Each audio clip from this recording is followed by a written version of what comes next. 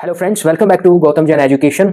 सो जैसा कि आपने देखा होगा, न्यूज चल रही है that US president Donald Trump reshared controversial remarks made by commentator Michael Savage about India China immigrants during a podcast. एक पॉडकास्ट हुआ था, तो इस शुतुरमुर्ग ने कुछ भारत के बारे में गलत बोला है। उसको आज हम देखते हैं और इंडिया की तरफ से क्या रिस्पॉन्स रहा है ये भी हम समझेंगे। राइट, देखो, डोनाल्ड ट्रंप ने एक रीपोस्ट किया, एक कंट्रोवर्शियल रिमार्क्स। इस बंदे ने एक पॉडकास्ट किया, ठीक है। इस पॉडकास्ट में इसने बोला इंडिया और चाइना के लिए they are hell hole countries, use for countries including India and China. क्यों बोला गया, सिंपल शब्दों में पहले समझ लो। तो ये कहते हैं कि इंडिया और चाइना यूएस आते हैं जॉब के लिए, वहां शादी करते हैं और वहां की सिटीजनशिप बेसिकली ले लेते हैं। तो ये यहां पे बताते हैं कि यूएस सिटीजनशिप इतनी वीक है कि किसी को भी सिटीजनशिप दे देती है।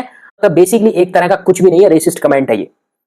सो डोनाल्ड ट्रंप ने इसको रिपोस्ट कर दिया। इसका मतलब ये इस आर्ग्यूमेंट को फेवर करते हैं। So Donald Trump reposted controversial remarks targeting India and China, comments originally made by Michael Savage on his podcast. He used the terms like hell holes, used for the countries including India, मतलब नरक से भी बदतर देश है ये, इसका ये मतलब होता है। Issue linked to debate on US birthright citizenship कि इंडिया और चाइना के लोग आते हैं और अमेरिकन सिटीजनशिप ले लेते हैं, क्योंकि भारत जैसा देश है वहां पे तो वो रह नहीं पाते, तो यहाँ पे आकर के सारी फैसिलिटी एंजॉय करते हैं। Spark diplomatic sensitivity between India and US, और ट्रंप ने इसको रीपोस्ट किया है। Become a major political and media discussion topic. आओ इसको थोड़ा और डिटेल में समझते हैं। सबसे पहले आप कॉन्टेक्स्ट ये समझो, इंडिया और यूएस खड़े कहां पर है। They are working on a bilateral trade agreement, talks described as constructive and ongoing. देखो, ट्रेड डील वैसे तो कहने को लिए हो चुकी है, एक्चुअली में जो ट्रेड डील है ना, जो सब्सटेंशियल ट्रेड डील है, वो अभी भी नेगोशिएशन चल रही है। तो यूएस इंडिया का काफी इंपॉर्टेंट ट्रेड पार्टनर है, क्योंकि भारत एक विकासशील देश है, डेवलपिंग कंट्री है। हमारी इकोनॉमी 4 ट्रिलियन है और यूएस की 32 है, 8 टाइम्स, 8 गुना ज्यादा, 8 गुना। यानी अगर किसी के पास, मान लो आपके पास 50 लाख की संपत्ति है और आपके पड़ोसी के पास 4 करोड़ की है, तो आप समझ सकते हो, अंदाजा लगा लो, ये है इंडिया और ये है यूएसए।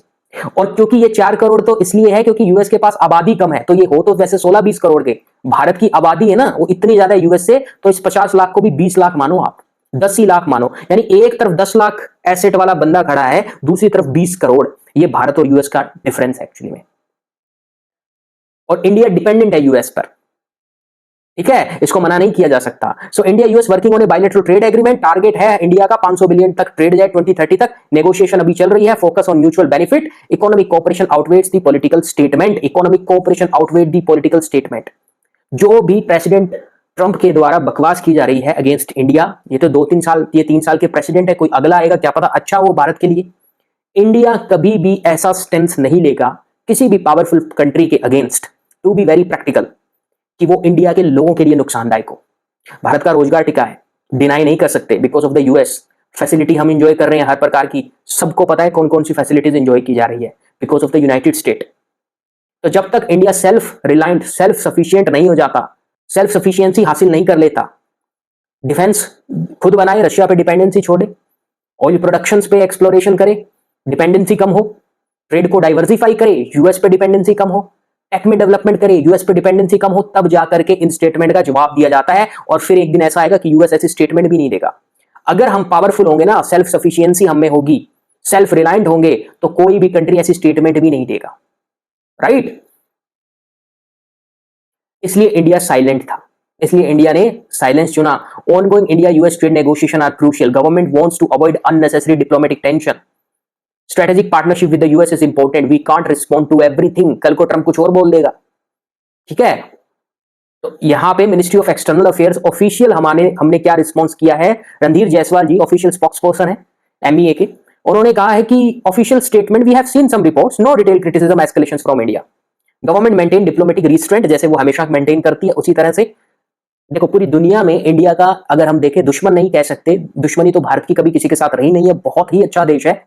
एक्शन भारत लेता है Terroristan, also known as Pakistan के अगेंस्ट, और सबके साथ उसकी लगभग बनके ही चलती है।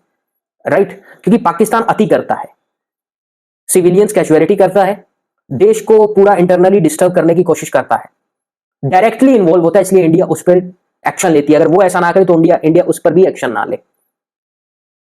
ओके, इतना शांत, इतना पीसफुल कंट्री है भारत।